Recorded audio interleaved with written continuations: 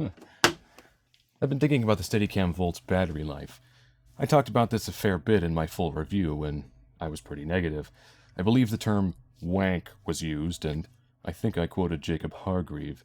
But the point is that, in my experience, the battery life isn't nearly as long as Tiffin says it should be. Tiffin claims 8 hours max, 5 hours typical, and as I mentioned in my full review, in my own real-world usage, it's consistently around 2.5 hours.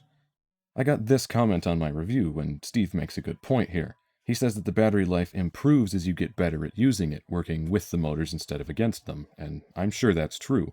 As I mentioned in the review, the Volt takes a lot of practice, and it's not something you can master in 5 minutes, and I don't claim to be an expert with it by any means.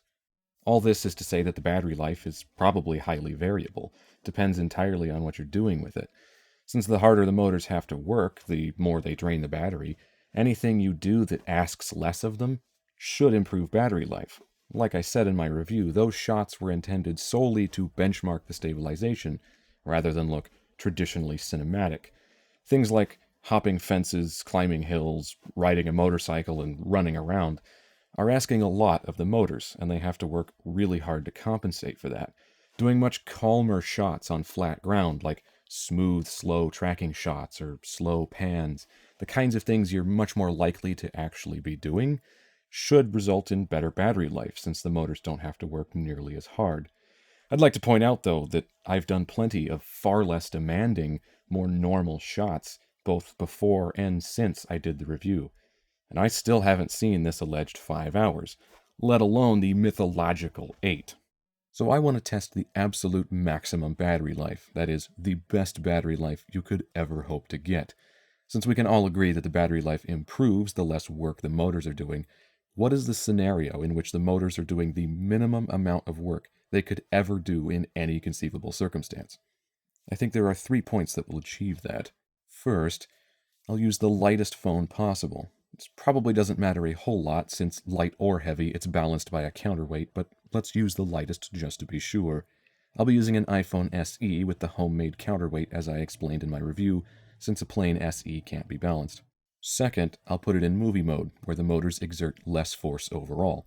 And third, I'll secure it in a totally stationary position so it never moves at all. This immediately takes it out of the realm of real-world usage, since not moving it defeats the entire purpose of the Steadicam, but we're looking for theoretical maximum here, not real-world.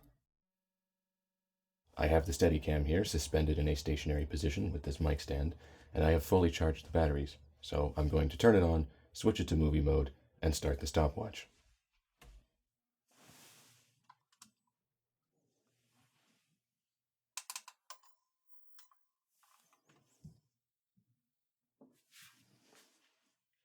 So, now, I'm just going to let it run until it dies. You will see a jump cut here because I'm going to stop this video and start a time-lapse. But that's just me switching to time-lapse mode. It's not me trying any kind of subterfuge.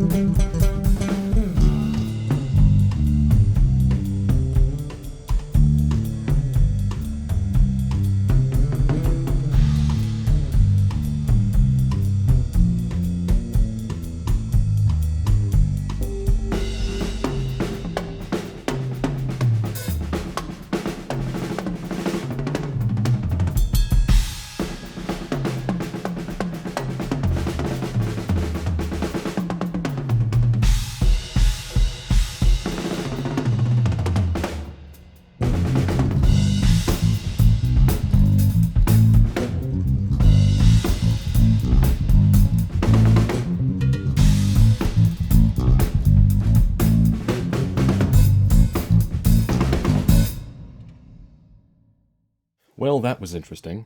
I mean, I expected it to last a lot longer doing nothing, but somehow I didn't expect it to last quite that long.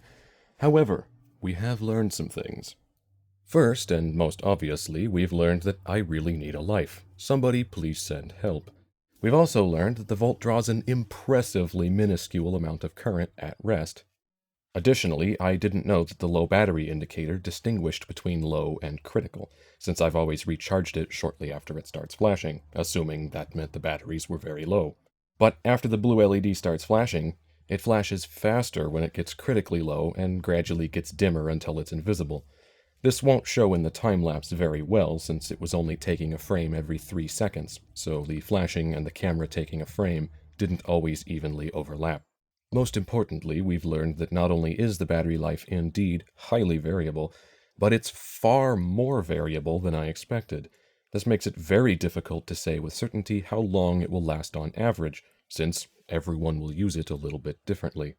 However, I would like to reiterate that every time I have used the Steadicam Volt, regardless of what I'm shooting, I have always gotten less than 5 hours of runtime. You may very well see better runtimes than I have, if you use it in a sufficiently different manner. Really, it probably just comes down to how demanding of the motors the shots you like to shoot are. And I'm still going to say that the 8-hour claim is unmitigated marketing wank, because while it did last much longer than that in this test, I had to mount it to a stationary tripod for that to happen. Not moving a device designed to allow camera movement is a circumstance entirely antithetical to its very purpose.